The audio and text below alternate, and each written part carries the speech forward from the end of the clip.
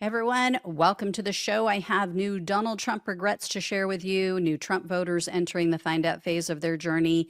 So, first up is the story of a Missouri resident, and he's a veteran. His name is Jim Brown. He says he 100% regrets his vote for Trump. That's a direct quote. And here's why. Take a look at his video.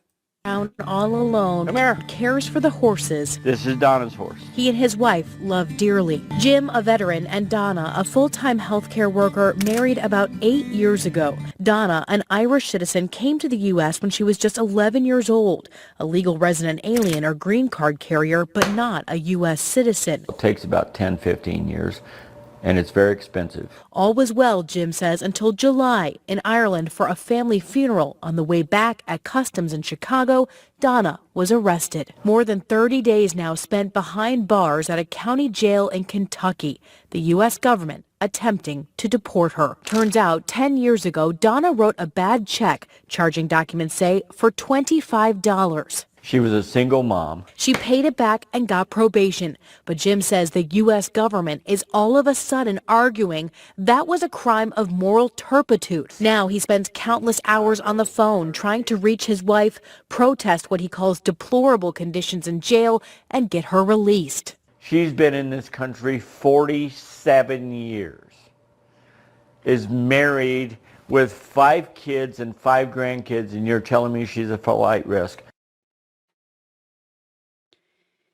So Brown also told Newsweek news outlet, quote, "You look at the news and they're not telling the truth about what's actually happening to a lot of legal immigrants. What's bad is that Trump is so demeaning to people and he's so condescending and so retaliatory that people are afraid to say anything. Trump advertised that he was getting criminal illegal immigrants and deporting them, which I don't disagree with, but that's not what he's doing. There are hundreds, maybe thousands who are being arrested who are legal immigrants in this country. And the entire foundation of America was founded on immigration. So now we're saying that nobody who's not native born should be allowed in this country." So you guys know I have a soft spot for veterans, military members, so I am not going to slam this man. I actually reached out through a fundraising page that he has to ask if he would come on the show. Haven't heard back, but I find it completely unacceptable, completely appalling that this man served our country for 20 years of his life. His son is currently a Marine, and his wife is being taken away from him over a $25 bounce check from 10 years ago. 25 frickin' dollars, and they're calling it moral turpitude. No, Donald Trump is committing moral turpitude. What's happening in this country is obscene. Next up is an FAFO story about the father of a MAGA influencer. So in January of this year, he commented on one of his son's pro-Trump posts, and I'm going to show it to you. He wrote, quote, "Jared is on fire."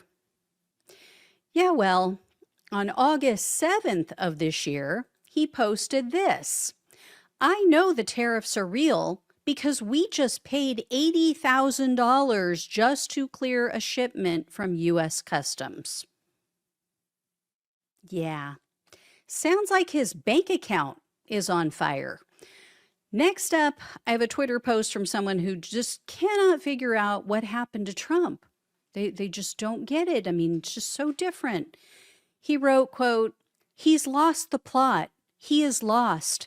I cannot fathom what the hell happened to him. But at this juncture, it's wearisome.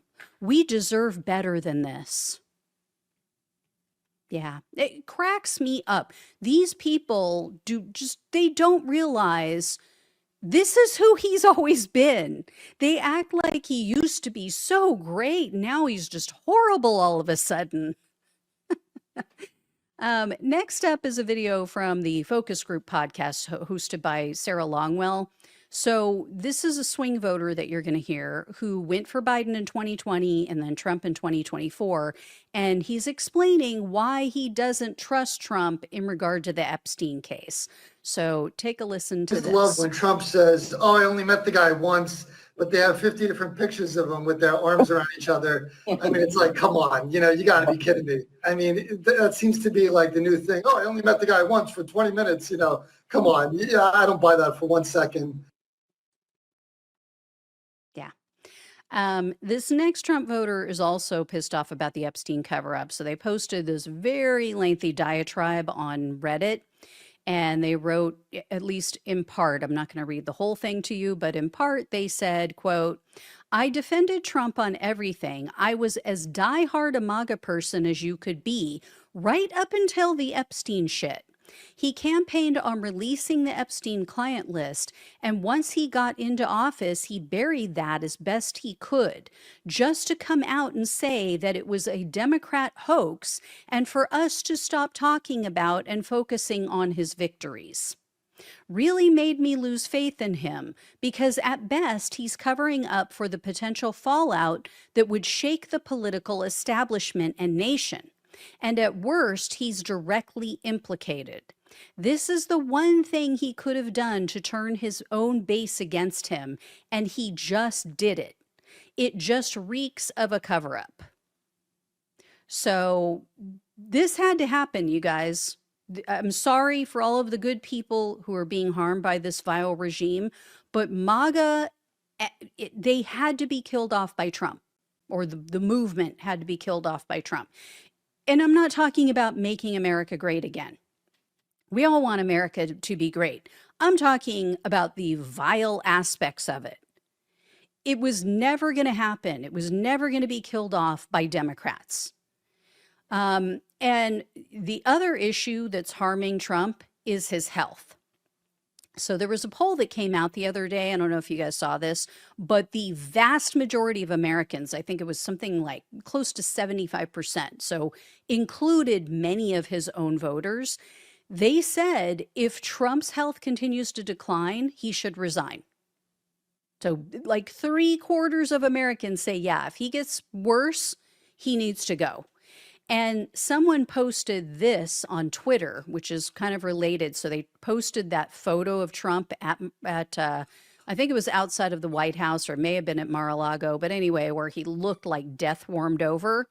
And this person wrote, quote, "Trump fooled us. He was going on all the time about how senile Biden was, but look at this shit. I'm sorry, fellow MAGAs, but I did not vote for the White House to be turned into a geriatric clinic.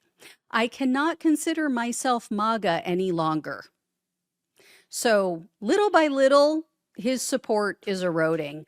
One person, though, who's still not catching on is Texas resident Jeff Lindley. So let me bring this up for you guys. So Lindley was recently interviewed by the Wall Street Journal, and he believes that the economy is slowly improving under Trump, and he totally supports Trump's policies. However, Lindley is a real estate appraiser, and he admitted in this interview that his income is down by 60% as compared to a typical slow housing market.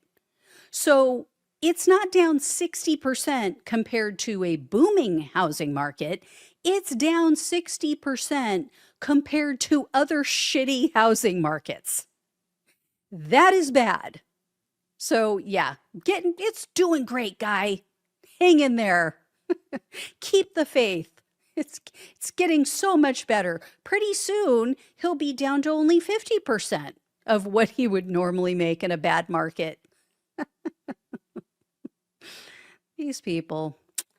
Bless their hearts. All right, I will have more for you guys later this week. Thank you all so much for watching and listening. Please like, please share, and subscribe. Please donate if you can. Love you all. Take care. Talk with you soon.